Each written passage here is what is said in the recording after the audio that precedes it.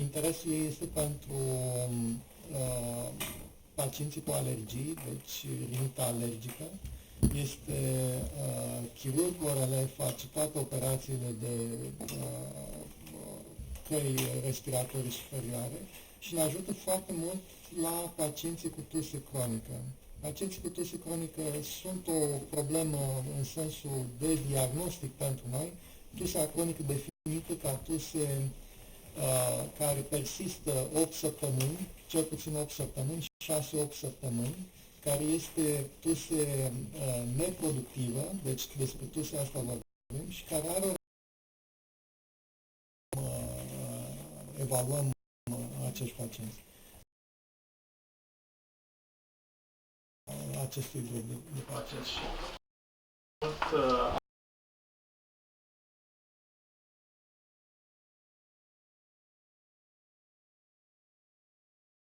When she told me, I was lucky enough to do some research in parts in London, and I was full of myself because I was a surgical specialty, and I was drawn into the basements to meet the chest physicians that they were growing human epithelial cells. So they told me, do you want to publish in ENT magazines, or you want to do any scientific piece of work? So I knew my place, so I knew that I was the technician and the real doctors were you. So I'm very, very privileged to be here today. I'm very pleased to meet you all. I'm very grateful to Dr. Toma, who has invited me, and also I think it's an excellent effort to meet people, to give new ideas, to start working together. So if you are, I'm sure you will think, oh well, maybe in London things are done differently and you have X, Y, Z amount of resources and you know, you have all these tools, gadgets, and you play with. Actually it is not. We are all under the same strain, financial pressures, lack of staff. Yes, we have more gadgets, but you need your basic skills, and then you can use the gadgets as you please, and you use the gadgets to open up the horizons and share knowledge. So my talk will be more on cough and the pictures that we can have in the diagnostic pathway investigating these patients. My background is, generally ENT with an interest in pediatric airway, but I am a rhinologist. I'm a nose person. I'm a rhinologist by training. So I do pediatric rhinology, I do adult rhinology, and I have an interest in allergic diseases. I did get that. My website is active. It is. I'm improving it. So if you visit it a month later, it will have more information, and it has a lot of. It has some videos. I use it as a tool to communicate with the parents, mostly of the children I will operate on, or the patients that I will operate on, so that it gives them a better understanding of what I do. That should work.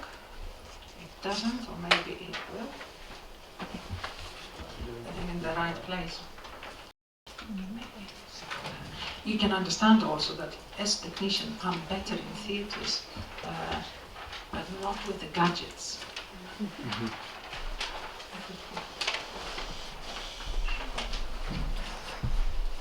I can ignore that and I can do this manually. Slideshow.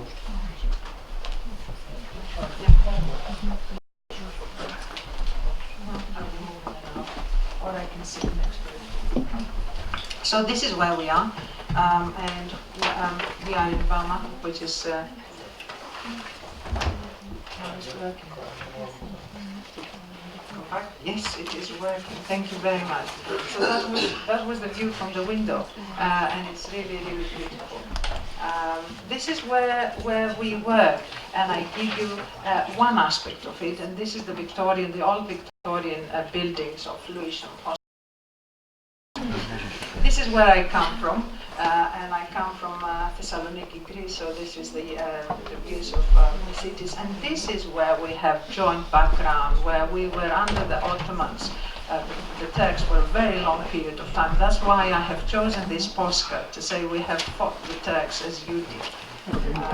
So that makes us, very close.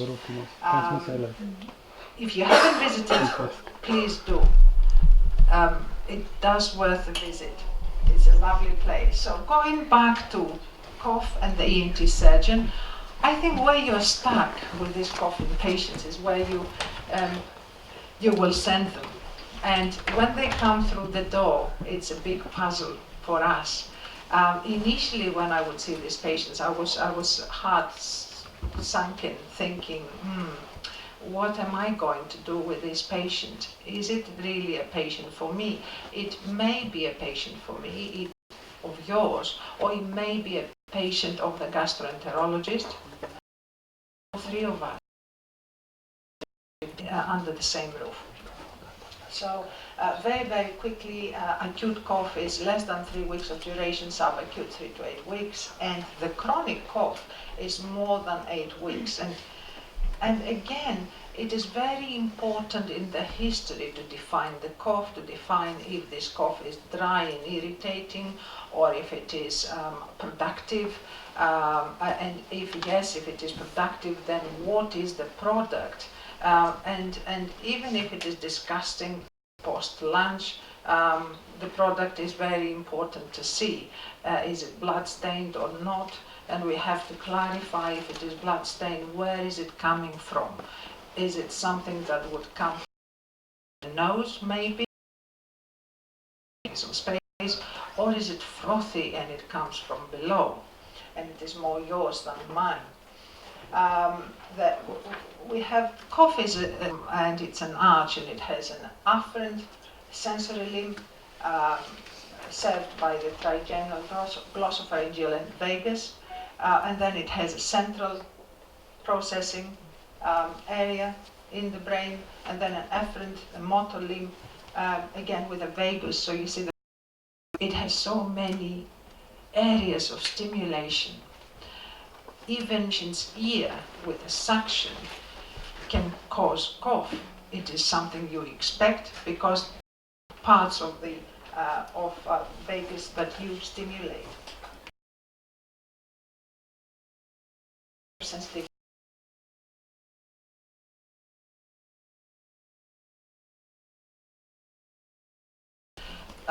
Most of them will have nocturnal cough, and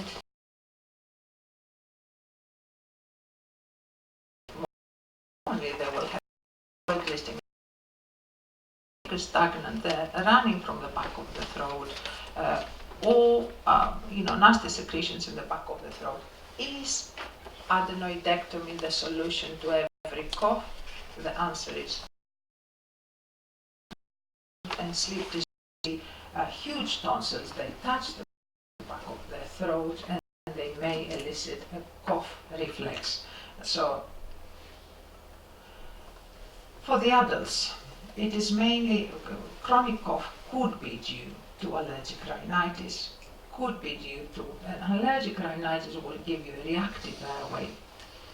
We have pro-inflammatory cytokines just to complement the previous talk on IL-6, IL-8, IL-13.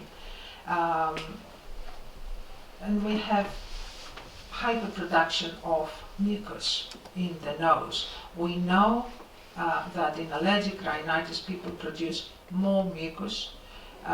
In exposure to diesel exhaust particulates and also they can't shift a cold as easy as the general population. So it lingers for a longer period of time and it produces much more of this stuff which we call postnasal drip. So it irritates the back of the throat. Nasal polyps will do that. So very simple question in the years. The resection, endoscopic resection of nasal polyps improves the significant respiratory symptoms. And these patients usually medical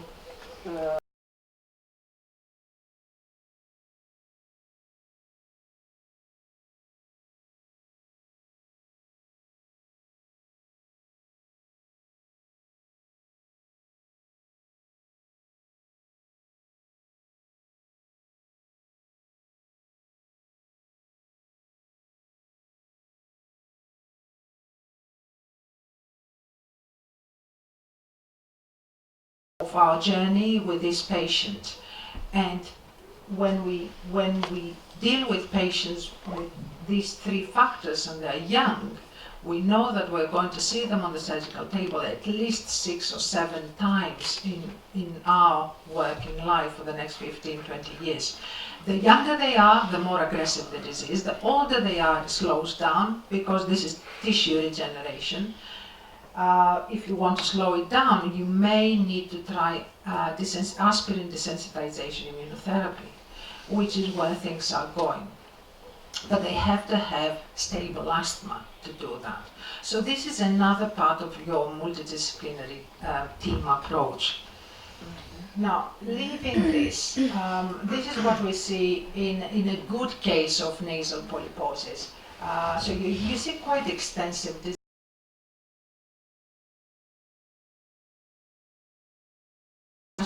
One is the laryngopharyngeal reflux, which is different because whatever affects the larynx is not always going to give you symptoms. It's not going to give you burning symptoms, indigestion. It is different from the gastroesophageal reflux, GERD or GORD.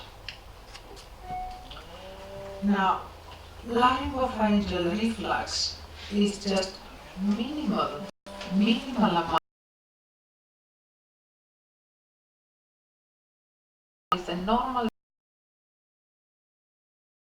Still there, doctor, and it still bothers me, and I need to do this all the time.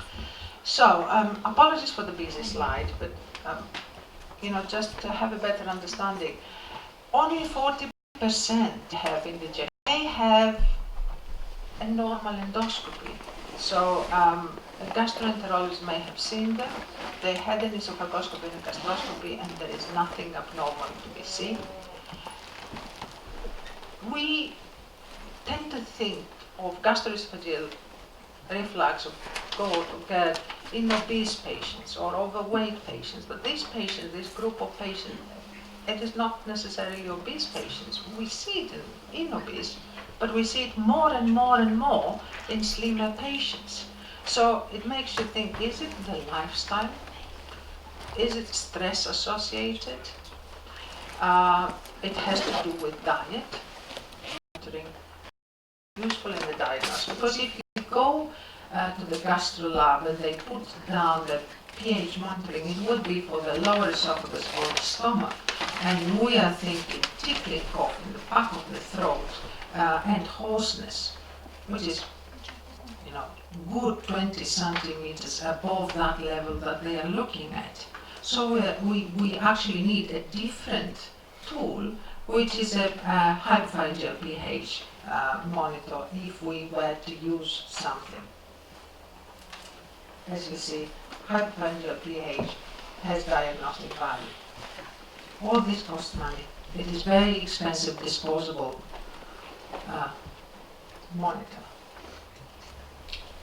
I mean, what is very expensive? I couldn't give you an exact price. There are monitors for about 20 something, 25 pounds each, but still it adds up in regards to who is going to do it,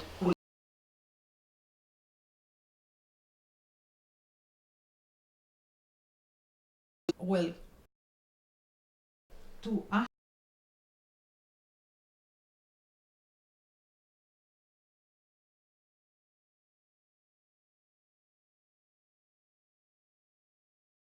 Vision, and the same happens. Cavity changes well if I treat a patient with acid reflux, and if I decide to take the tonsils.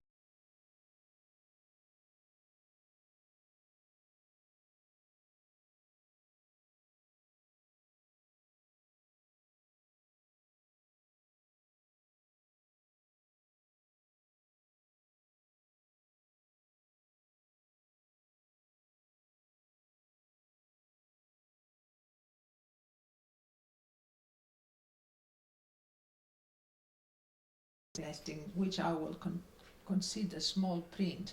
You will start your treatment just based on these three.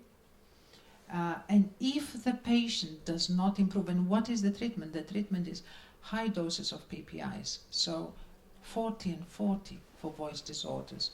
40 in the morning, 40 in the evening. Important on an empty stomach. And Gaviscon Advanced Solution, you want a buffer in the stomach. So when this patient is lying down, there is no backing up of this acid. However, in the patients that we're talking about, reflux is happening even in the upright position, and it happens during the day. When you hear RSI, I wanted you to be familiar with a reflux symptom index, which is, again, it is ENTs that have devised that, and it is the Belavsky team from Davis in the States. And you have similar questionnaires. You can only look it up and you will find so many similar questionnaires. In Lewisham, we have a very extensive voice handicap index, which has more than 18 questions, and it is mainly targeted to voice professionals, i.e. singers, teachers, PE instructors, and we are now trying to go down to only 10 questions, because it is very extensive and very difficult then to publish your data and do statistical analysis.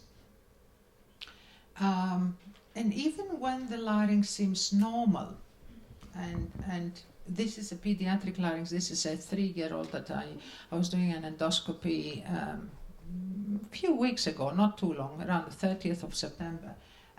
The child presented with very hoarse voice, ongoing hoarseness, and you look at this and you think, oh, it is pristine. What is going on? We have clear vocal folds, slightly, maybe, thick, nothing else. They're shiny, they're smooth. But this is what was going on in this child. Can you see anything different, abnormal, anything there?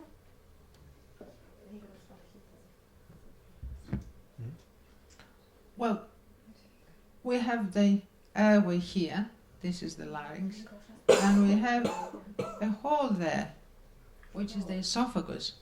But we don't know, when you do a bronchoscopy, do you see the esophagus opening up like that? No. So this is not, it should be like a purse, just closed. So this is due to his upper esophageal sphincter being relaxed. So the acid just comes back. Now, let's see if my videos will play. I hope they will.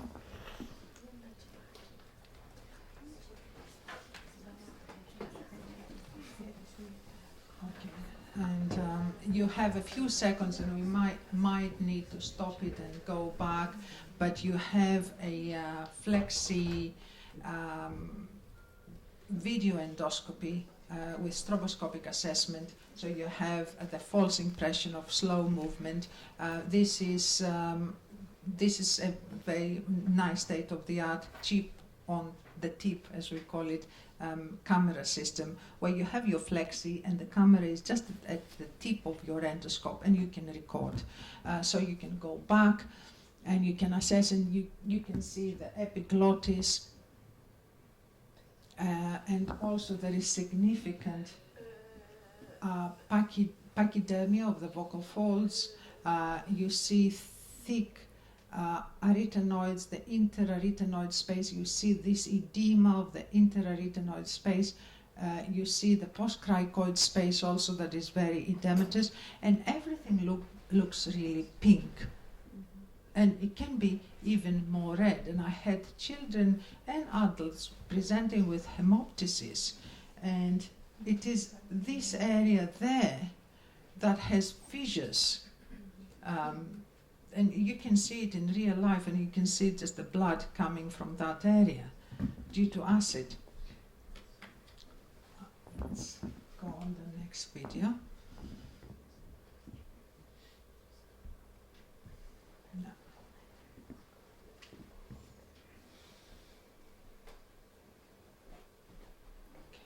No. So you will have a few more seconds. This is a different patient, and here you see again pachydermia and rather very red looking vocal folds with irregular edges. You see this granuloma here, granulomata and pseudosulci, they're called in the foldings of the vocal folds. They are findings of acid reflux, and this is where then we need surgical intervention. So it is not only medical treatment for these cases. You see even in the subglottis you have irritated mucosa. You see in the piriform fossae there is some retention of saliva. There is bubbling. If you see this video carefully, or if we watch it again, or if you see it from a different screen, you will see bubbling and active reflux during the assessment. So it is very easy. Once you do a few endoscopies, you can tell then which ones are the ones that are suffering. And this is what came to my emails yesterday evening. I was checking on the SETI, which has the best reception in Bukovina Lodge. So, this came in on the 22nd of October. And this is from our American Academy meeting saying, actually we're overdoing it. Maybe we are thinking too many people have this condition, and we give to everybody proton pump inhibitors. You have to see, that's what now the Americans took one step back, and they said you have to see with an endoscopy first and then to decide to treat these people. But when you see it, you have to treat it for more. It is from 4 to 6 months treatment. It is a lengthy process, and lifestyle changes are very important in the laryngopharyngeal reflux. Not eating late, avoid too many coffees, it is a whole process in life. Not living in London is good for you. This is another very long question. It's nothing, like a rocket science. It is just to show you that you can have different questionnaires to assess the patient's symptoms. All three or more. I didn't go into the eosinophilic bronchitis. I didn't go into very rare causes as foreign bodies. I had a lady, I think it was tutor's patient. All the interesting ones are tutor's patients. One came with a needle in one of the main bronchi for a long time, or a pin, that we took out with rigid bronchoscopy. But we had another one, the psycho. She didn't complain of loss of sense of smell, and I asked her, is your sense of smell all right? Yes, I'm fine. She had, I said, do you have hay fever? Oh, maybe a touch of it. It doesn't really bother me, and I don't take antihistamines. Do you have asthma? I have mild asthma. I have inhalers. What do you have? The blue and the brown. Okay. You have the blue and the brown. You have Ventolin, Becotide. For when do you use them? When I need them. Fine. PRN. So this lady had intermittent hoarseness, and this lady had nasal polyps. She had grade 1 to 2 nasal polyps. She didn't complain of. She had allergic rhinitis, untreated. She had her asthma, and she had acid reflux as well. So she needed a spray for the nose. She needed encouragement for nasal douching and increase the water intake. She needed encouragement to use more often rather than less often the inhalers, and she went into anti-reflux medication, a higher dose, 40 and 40, and the Gaviscon Advance, and I'm to review her in a couple of months. So this is your last judgment. So here I am in front of you. I don't know if I kept you awake after food.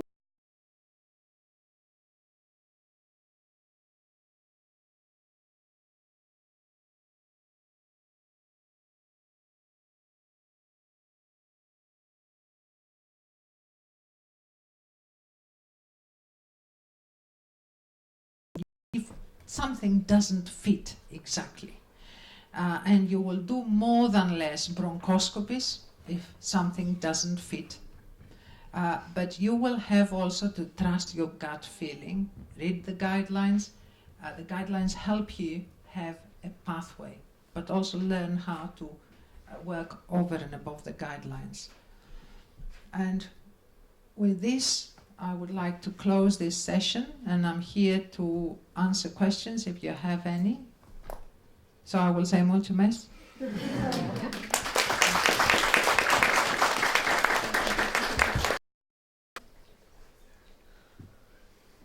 You're tired. Yes. Let me ask you a question. I think we have... So if we have questions, yes, please. Yeah. You told us about all the most frequent causes of chronic cough, but in your practical experience, what % is due to psychogenic? Psychogenic. Madness. No. No, psychogenic cough is Yes. this is correct? Yes, or that's vocal correct. cord You see, dysfunction. Yes, if you talk exactly as Judo said, psychogenic cough or supratentorial is different from laryngospasm. And laryngospasm, when they close the vocal folds and they have like a panic attack, or the patient will come and say, "Oh, I choke. I wake up in the night. I'm choking. I can't breathe," and I stop. Again, you have to look at the different age groups, because some of these patients are diagnosed with asthma, and it is not asthma. It is just a panic attack and laryngospasm. Or it may be, but you have to be very, very careful with the history taking. This is not a great percentage. And you have several patterns of patients. I have seen this pattern of patient comes from age 13 onwards. Maybe it can be 13 or 14 for a female. It can be 15, 16, 18 or 40 for a male, because they cannot. I find a very dominating mother behind this patient, and these attacks of this personality. So if you detach this patient from the dominant personality, they may relax and you can scope them and they will not have a laryngospasm. But again, this is my experience, so don't take it, you have to have an open mind there. This is what I see, I have seen in my practice. The girls can wear symptoms. The boys have the symptoms, but they don't know why they have them. The girls will wear the symptoms of the mother. But also, it is when this laryngospasm happens. Does it happen with exercise? If it happens with exercise, it may be some underlying asthma there, and it can be some exercise-induced situation. If it happens in the middle of the night, you have to set time to the side and sit down with this patient and the carers or the family and say, when does it happen? Is it happening in the summer and in the winter? Is it happening? What else is happening in your life at this period? Did you have any exams? And then you will start or did you have any problems at work? You will start unfolding a whole situation where I don't have enough knowledge to give you guidance. You might, in my practice, I will suggest cognitive behavioral therapy. And that's what I don't know. Chido, what would you do? Yeah, we do CB, cognitive behavioral therapy, CBT. I have a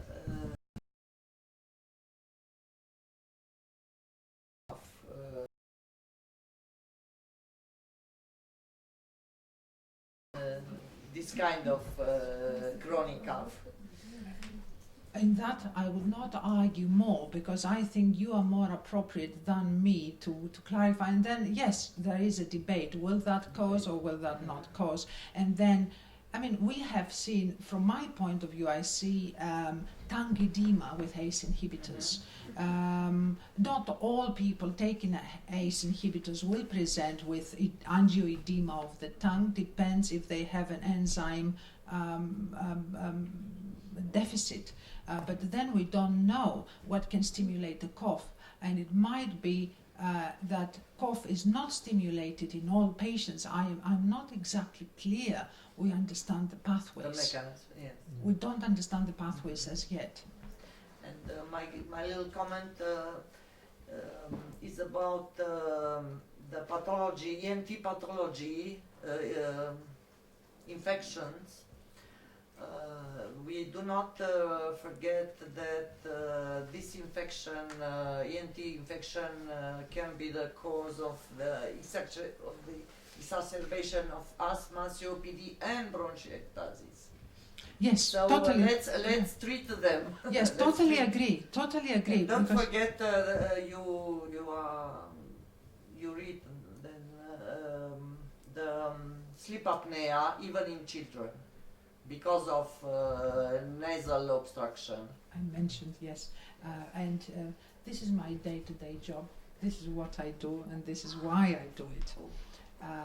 Obstructive sleep apnea and toilet. I have several presentations that are not in the remits of this meeting, but they are available. For obstructive sleep apnea, I would do tonsillectomies, adenoid tonsillectomies, well below the 18 months of age. So the youngest that I have operated on is 6 months. I have operated for a tonsillectomy or tonsillotomy. I mean, we can argue because this is exactly my field. I will do a 6.8 kilograms baby. I normally operate below the 12 kilos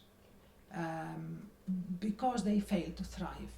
And obstructive sleep apnea is very, very important. I have a recording of a child in the anesthetic room, if you were interested, and the breathing, and this is for my GP talks. And I say to them, my take-home message to them is don't ignore this child because he will not grow out of it. Actually, he cannot grow. It is very important. Cognitive decline. Yes, Again, yes. Well, lack of attention because the quality of sleep, sleep deprivation, lack of oxygen, it is very, very important. So I think we sing the same song there. I couldn't agree more. I couldn't agree more. And I'm happy to say that I am working in such a department that I have the facilities, I have pediatric anesthetists, and I can do very, very, very young children. And actually I do a method where my bleeding rate is very low due to the radio frequency technique ablation that I'm using and teaching. Here and in Vama The pleasure is all mine. to make it also clear about the various causes that come from the ENT and the stomach of the chronic cough, because we as pulmonologists are confronted very often with people that don't look very severely sick. This happens especially in private Well, in the private practice. where people, the corporate people, and they don't tolerate any symptoms, so they consider that people should be completely perfect, never do something or this is intolerable. So they come to the doctor. Usually they come already having the ENT checkup done and says no, we don't have anything. The endoscopy already performed and it's normal, and they expect from us to tell them what is the respiratory cause of their not very severe symptoms, but they don't want to have any symptoms. So this was my comment. Thank you. Drink water. Yeah. Drink water. Even my private secretary knows now this is the medicine. Increase your water intake and leave me alone. So this is a relief for us to have, at least to be sure that we are not stupid and didn't miss any respiratory disease in our preparation, in our education, that we can induce this kind of corporate symptoms. Thank you very much. One more question. About therapy, evidence that are better corticosteroid intranasal administered by aerosols or by nasal spray? And if topical antibiotics are okay to use in the beginning of treatment of chronic cough? You have BTS guidelines on that, and also we have, I can speak with my one ENT hat on, and from an ENT point of view, we use nasal steroids. Not for the chronic cough. We will have to identify, for instance, for the pediatric population, for me to give a steroid nasal spray, I have to be convinced that it is needed. So I have to have allergic rhinitis to treat. There should be probably a background in asthma. But then if I'm treating chronic rhinosinusitis in a child, there are guidelines on what I should do and what is the duration. If I'm treating, what is the exact question for what condition? It's just chronic cough, but what is the etiology of this cough? Not for sure. All right, so as a first line. And he have a chronic cough, he have some nasal obstruction. I treat usually adults. For adults, yes, and do you treat a smoker or not? So you have to say to the smoker that you will have hyperproduction of mucus if you are smoking. And we are playing, I'm very straight with the patient saying, we are playing a tug of war here and we have a rope and I'm pulling this rope with this spray, I'm giving you this spray, but you are smoking at the other end.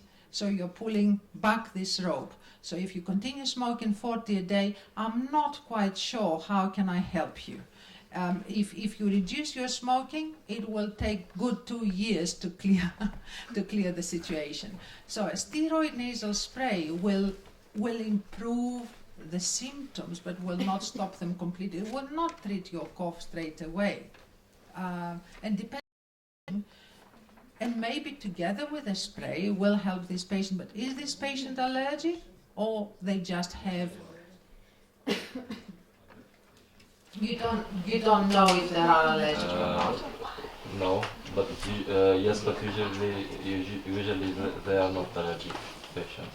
Yes. Well, for how long will they use the spray, doctor? That is my other question. I will play the patient. I will say yes, I will take this spray. How long will I use it, doctor? Finish the bottle. It will not cure the patient, is the answer. You need to be confident that you choose a medicine that is appropriate for this patient. If they smoke 40 a day, no matter if you jump up and down with this spray, it will not do anything. You have to convince them to change lifestyle or live with their little symptom.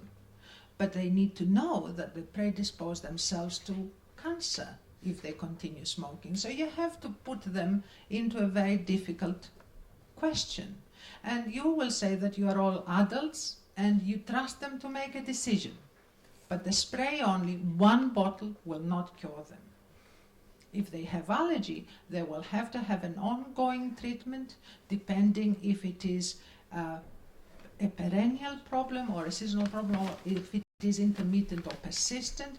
Then they can use, definitely for my allergic rhinitis patients and asthmatics, they will go into the season from March till the end of September with a steroid nasal spray and antihistamines. Then we enter a very difficult territory, which antihistamine? Do you want me really to continue? No. We can actually continue the discussion in an informal way. Yes, we can catch So up we can later go on. downstairs for coffee now, and then venim sus pentru apă, da, nu coffee, water now. Water, herbal tea from the mountain. După pauza de cafea, ecografie sus cu ce înseamnă tub de dren și jos ventilație non-invazivă. Și vreau să întreb, este cineva care vrea să vadă endoscopia nazală? Dacă e president, nu se vede tot timpul. Nu? Cine a văzut, a văzut. Ok, deci endoscopie nazală nu o să mai fie ca atelier. Și la basic, dacă să știm că dacă nu vrem venim la tine, să zică lumea acum. Pentru... Sunt 3 ecografii, 4 chiar. Deci cine vrea să meargă, să lăsăm să meargă și jos, dacă e... Da? Doamna profesor, cine...